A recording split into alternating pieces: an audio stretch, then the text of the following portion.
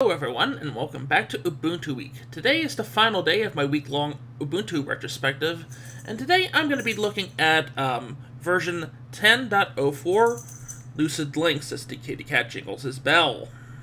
I have that running up in the VirtualBox, and as it switches to full screen, we can see what Ubuntu had for us this time.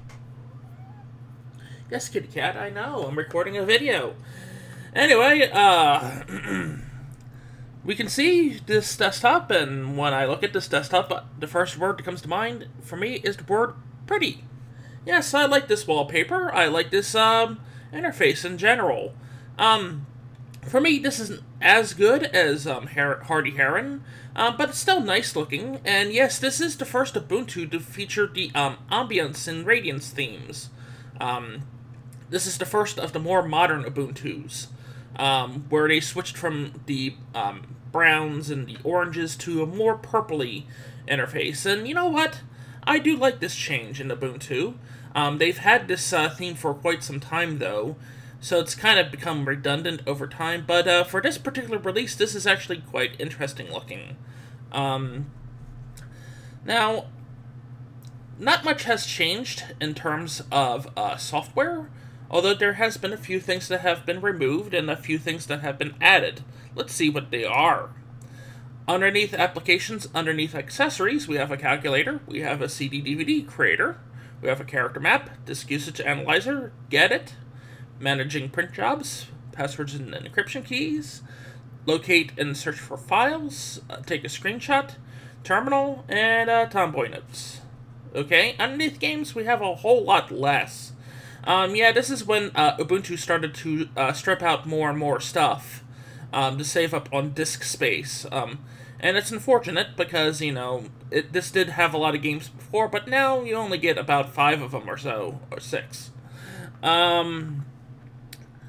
Anyway, we have Rot Solitaire, we have G Brainy, which is a memory game, we have Mahjong, Mines, Quadrupedal, which is Tetris again, and Sudoku. Very nice. Underneath the graphics subsection, we have F-Spot Photo Manager, we have OpenOffice.org Drawing, and we have Simple Scan, replacing Xane. Now, I will say that Simple Scan is okay, but it's not as good as Xane, in my opinion. Anyway, underneath the Internet subcategory, we have Empathy IM Client, we have Firefox Web Browser, we have Gwibber Social Client. It's interesting with Gwibber because Gwibber is one of those pieces of software that's no longer being really developed anymore, which is a shame, because it was really handy for taking Twitter notes and the like. Very, very nice to have, though. We have Remote Desktop Viewer, we have a Terminal Server Client, and we have Transmission for torrents and stuff. Underneath Office, we have a Dictionary, we have Mail and Calendar, we have OpenOffice.org, Presentation, Spreadsheet, and Word Processor. Underneath Sound and Video, we have Brasero, we have Movie Player, we have PityVi Movie Creator. Yes, out of all the things on here that has been put on here, PityVi Video Editor was semi-decent for editing videos, although it did come at the cost of losing the GIMP for image editing. And even though PityVi was semi-decent, it was nowhere as good as KDN Live, in my opinion. Anyway, we have Rhythmbox, and we have a sound recorder. And finally, at the bottom of this list, we have the ever-famous, or infamous, Ubuntu Software Center, which has changed. This is more conforming to how it is nowadays. The last video pretty much shown us the first incarnation. This is the second incarnation. And if we look at this, it hasn't really changed from this point in time. A few things have been added, and a few things have been changed around. But the Ubuntu Software Center really didn't go through too many changes after this release. Yeah. Nice to have, though, even though I'm not a big fan of Ubuntu Software Center. Underneath the Places sub-menu, we have Home Folder, we have Desktop, we have Documents, we have Music, we have Pictures, we have Videos, we have Downloads, yes, access to Downloads folder, access to the computer, Networking, connecting to server, search for files, and recent documents. Underneath the System subsection, Underneath the preferences, we have About Me, we have Appearance. Now, that's the thing about this, is that you actually do have a few themes. You can even change it to the Radiance theme. I actually prefer the Radiance theme over the Ambiance theme. It feels more like the classic Ubuntu themes, you know, like the Old Human theme. I prefer this, personally, so I'm just going to keep it at this. You can also change your background, although, the wallpapers in here are very, very nice. They're not as good for me, as older releases, but, hey, you know, nice selection, you know, not the best selection, but, not the worst either. We also had access to change the fonts and, enable desktop effects before I close that off.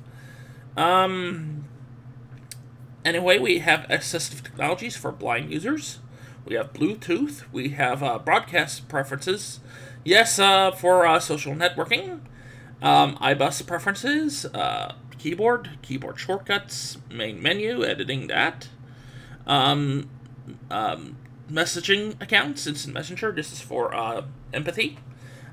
You set up your monitor. We can edit our mouse settings, network connections, network proxy, personal file sharing. Yes, you could share files over the network. Power management, default applications, remote desktop, screensaver, sound, startup applications, Ubuntu One. Access is here, and we have access to change the window settings. Underneath administration, we have computer janitor. We have disk utility, gparted, for partitioning purposes for the live CD. We have hardware driver installation. We can install this since this is a live CD. We have language support.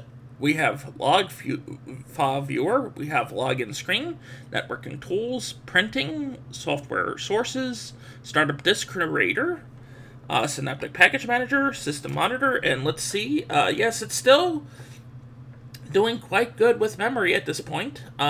Perhaps increased quite significantly over the years, but it's still not terrible. This run pretty well on older softwares and older hardware, I mean.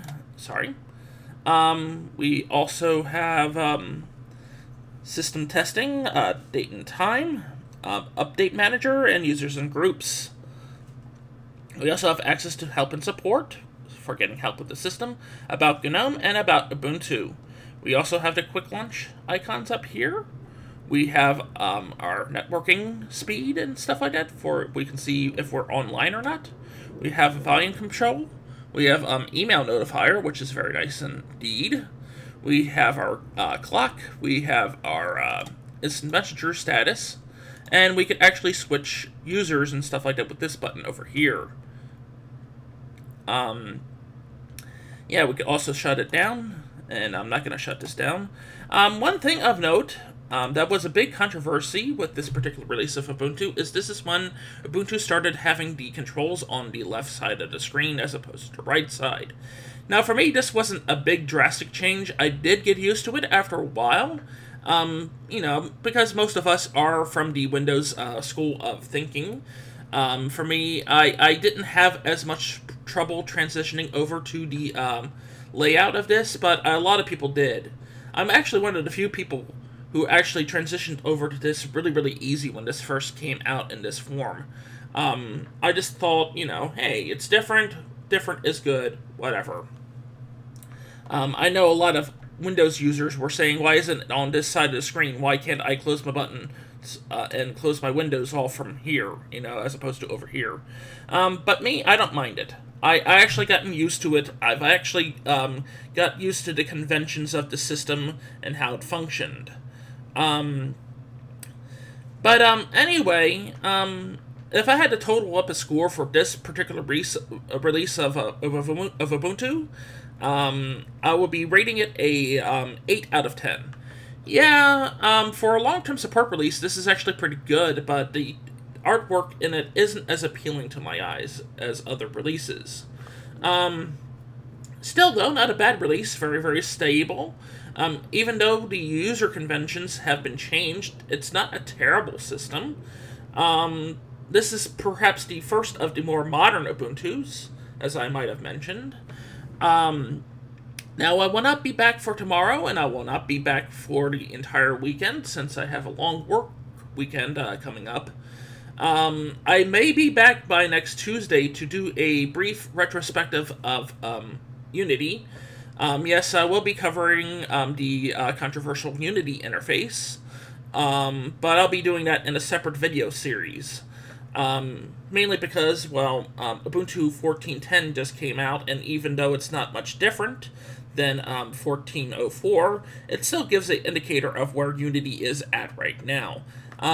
During the Unity retrospective, I'll be covering 10.10, I'll be covering 11.04, I'll be covering 12.04, and I'll be covering 14.04, so that gives me a few more things to talk about. But anyway, I hope you enjoyed this video, and I'll be seeing you again next week. Same Ubuntu time, same Ubuntu channel, and hopefully we'll be seeing you on Monday, maybe Tuesday. I'm aiming for Tuesday because I know how I am on Mondays. I'm usually very, very tired, and it's bad enough that I stutter and stammer in the first place. And I have a kitty cat who wants to love me. So anyway, I hope you enjoyed this video, and see you around. Bye-bye, and take care.